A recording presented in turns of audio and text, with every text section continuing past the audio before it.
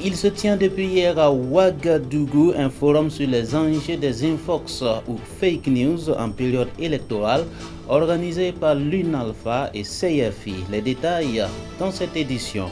Mesdames et messieurs, bonsoir et bienvenue. La semaine dernière, une centaine d'épouses de pasteurs étaient à Ouagadougou pour une session de formation sur la guérison du traumatisme.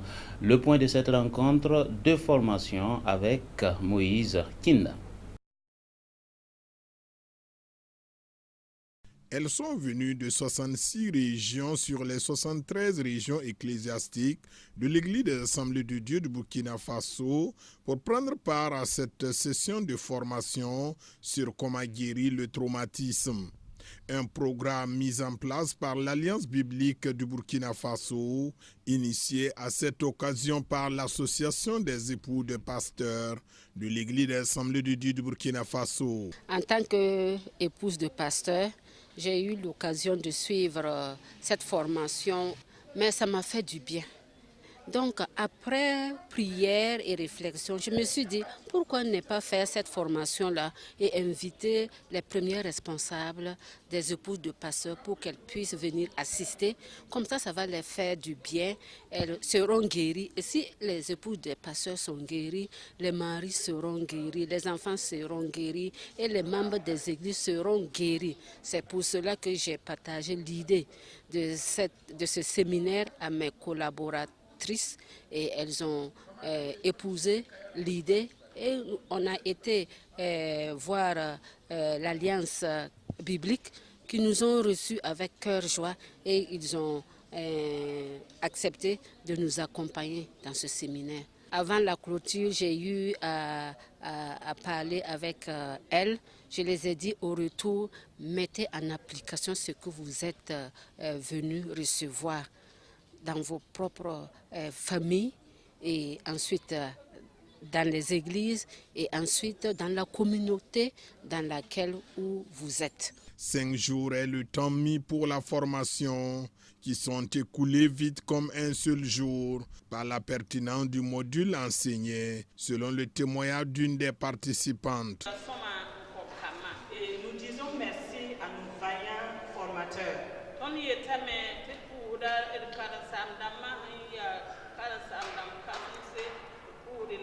Nous avons été guéris et nous sommes équipés également pour aller aider. Parce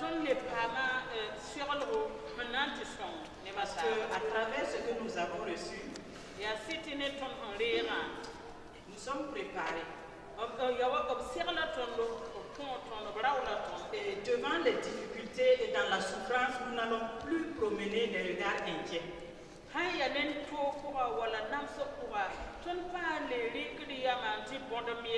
Face au deuil et à d'autres difficultés, nous avons eu tout le nécessaire pour pouvoir réellement aider pour la gloire et l'honneur de notre grand Dieu.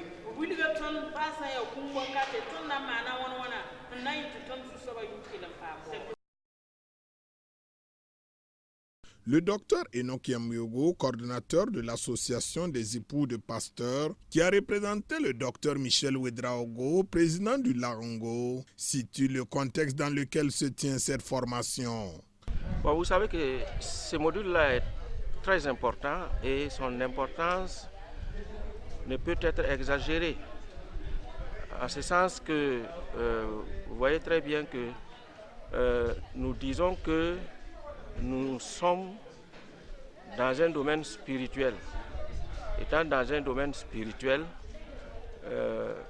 si on est spirituellement blessé, on ne peut plus avoir la rentabilité qu'on aurait dû avoir si on est en bonne santé. C'est comme sur le plan physique.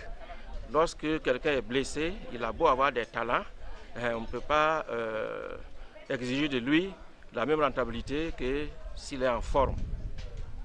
Plusieurs autres structures seront concernées par la même formation dans les mois à venir pour permettre à chaque chrétien où qu'il se retrouve de pouvoir faire face à certains traumatismes qui pourraient survenir.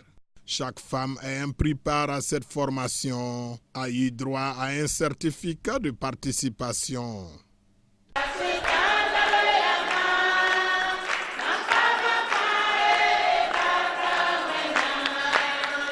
Les fake news ou fausses informations en période électorale font l'objet d'une réflexion anticipée à travers un forum organisé depuis hier à Ouagadougou.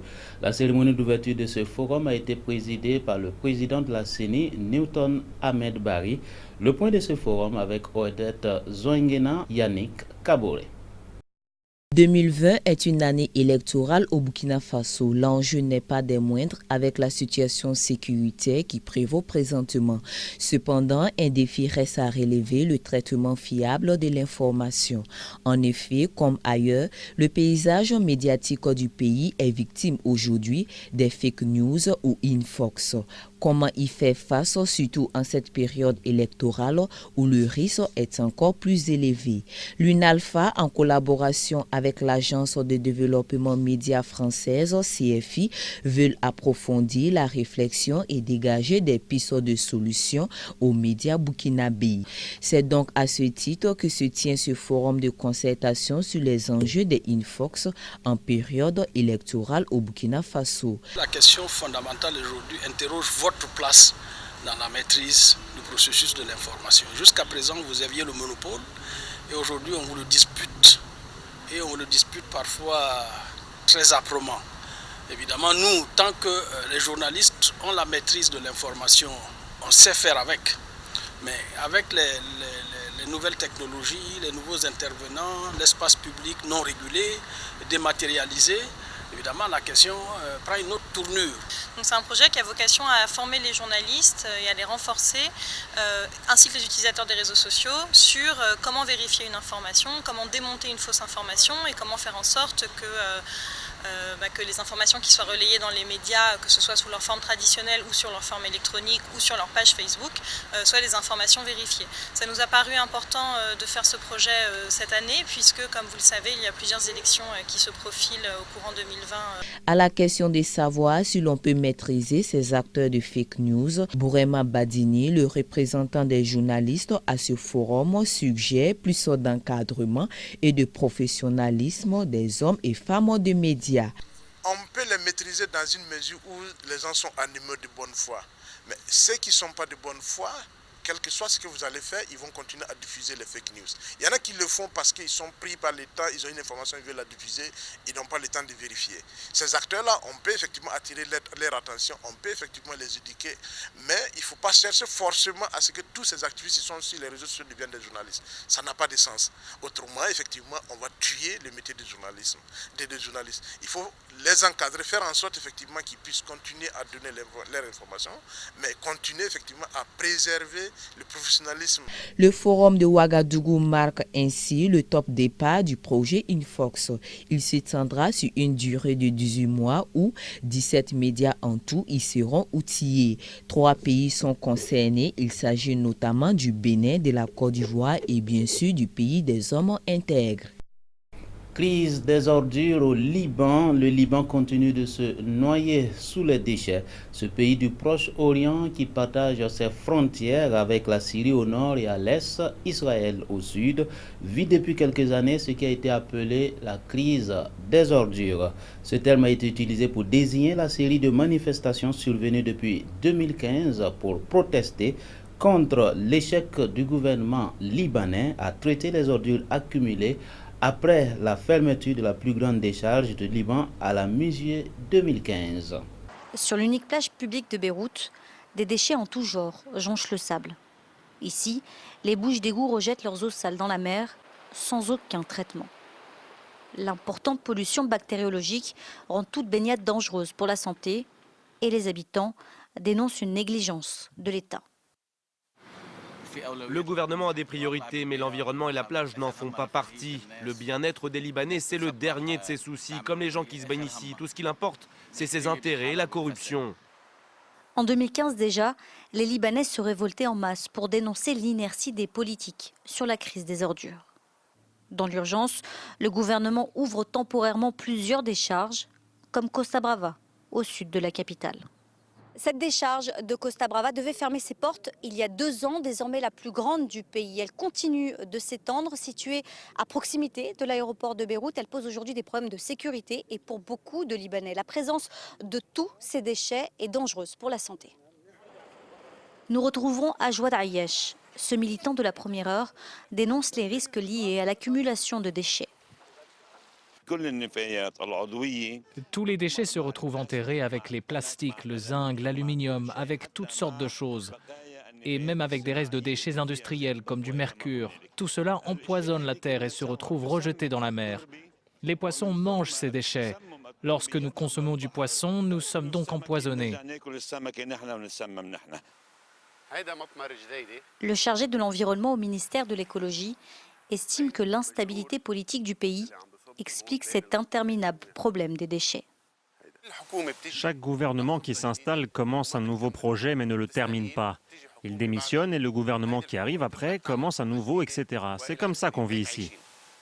La création de 33 nouvelles déchetteries a été abordée lors du dernier Conseil des ministres.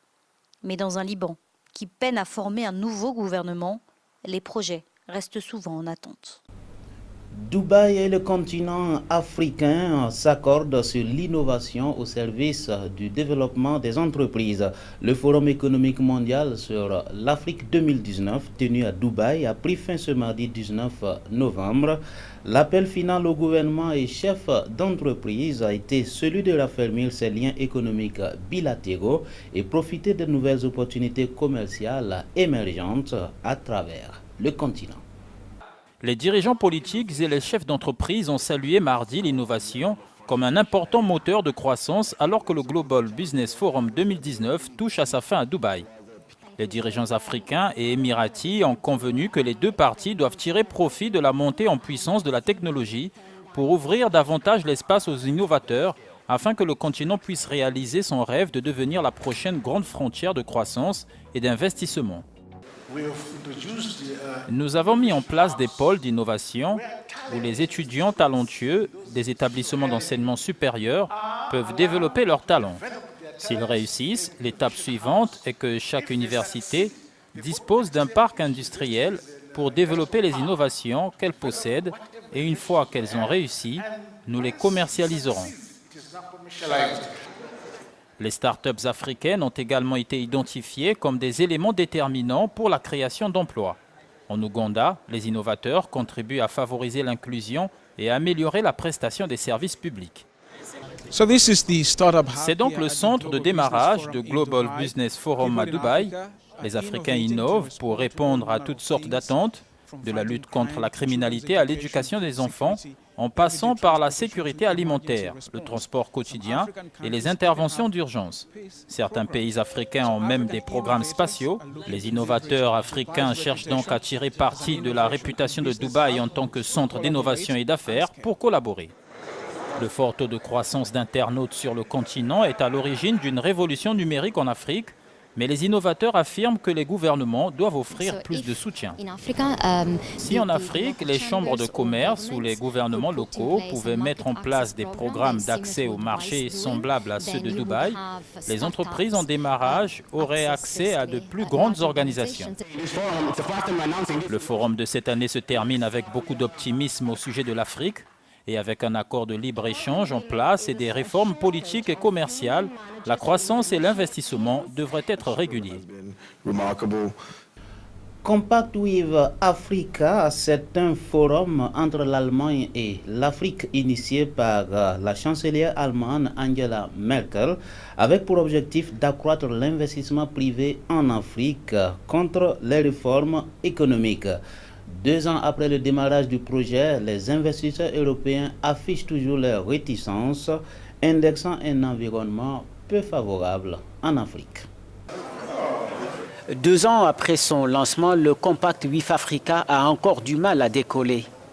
Le projet qui vise à encourager l'investissement privé en Afrique en échange de réformes économiques ne semble pas trop emballer les investisseurs européens du fait d'un environnement peu favorable.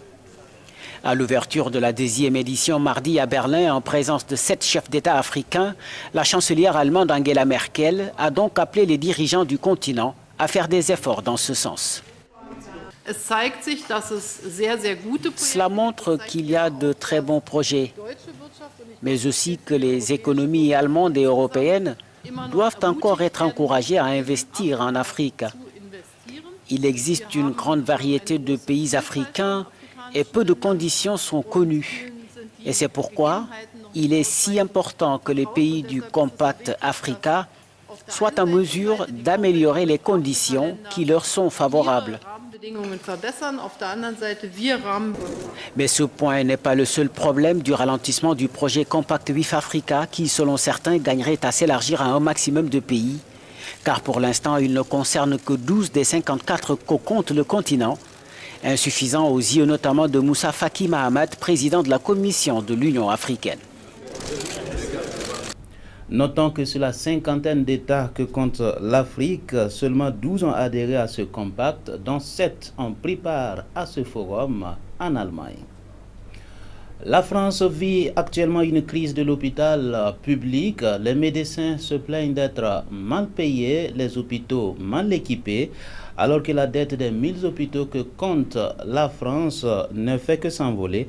Face à cette crise inédite, le gouvernement français, à travers le Premier ministre Édouard Philippe, annonce ce matin un plan d'urgence. Un plan pour éteindre un incendie. Alors que 268 services d'urgence sont en grève partout en France et que le malaise ne cesse de grandir, les annonces du Premier ministre ce matin étaient très attendues. L'idée de ce plan, c'est de redonner de l'oxygène à cette communauté des soignants. Première annonce, le budget des hôpitaux va augmenter 1,5 milliard d'euros sur 3 ans. Et l'État va reprendre sur 3 ans également 10 milliards de la dette des hôpitaux, soit un tiers de celle-ci, pour leur permettre de retrouver des marges de manœuvre.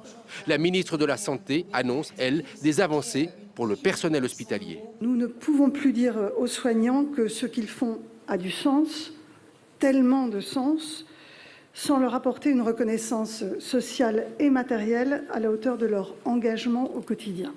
Elle veut rendre l'engagement des médecins à l'hôpital public plus attractif.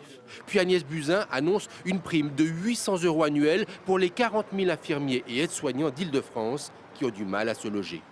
Pour les syndicats, les annonces de primes et de reprise de dettes sont certes concrètes, mais insuffisantes. Le système des primes, c'est un système, par exemple, sur lequel vous ne cotisez pas pour la retraite et qui n'est pas compté dans votre retraite. C'est donc un système qui est pas forcément pérenne. Cette dette a été créée par le système de financement et donc c'est une conséquence des choix budgétaires qui ont été faits par les pouvoirs publics. Ça peut redonner des marges de manœuvre à certains investissements, mais évidemment, si on ne modifie pas en profondeur le système de financement, on va recréer de la dette. Pour les députés d'opposition, ces mesures sont trop tardives. Je crois malheureusement que le gouvernement a eu trop de retard à l'allumage, trop d'imprécision, trop d'amateurisme sur ce sujet pour qu'on puisse colmater les brèches comme cela. Ce plan, qui est un plan uniquement de soins palliatifs, finalement, ça n'est pas un traitement médical, c'est une grosse dose de morphine. Avec ce plan budgétaire, le gouvernement entend moderniser les hôpitaux. Fin de cette session d'information de ce soir. Rendez-vous est pris demain pour d'autres actualités. Bonsoir.